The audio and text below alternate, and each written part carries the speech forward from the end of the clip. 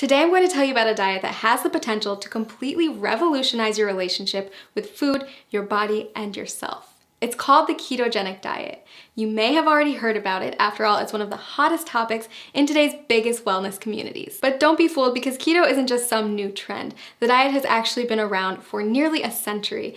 Thousands of people have relied on it over the years to help them achieve their weight loss goals. So if you're curious about what keto is all about, this video is a great place to start. When we refer to a keto lifestyle, we're referring to a lifestyle filled with higher amounts of fats, moderate amounts of proteins, and a very low amount of carbs. Basically, you're taking all the glucose from carbs that you're used to relying on for energy and switching it for an energy source that comes from fats instead, called ketones. It's a definite game changer, and it can take some getting used to. If you've been following a standard modern American diet for most of your life, you've probably heard a ton about the alleged evils of saturated fats. But on the keto diet, you'll learn to rely on healthy saturated fats like the ones that come from oils and avocados as your main source of fuel. You see, each carb, fat, and protein that you put into your body is considered a macronutrient, or macros for short. On keto, you want more fat macros and very little carb macros.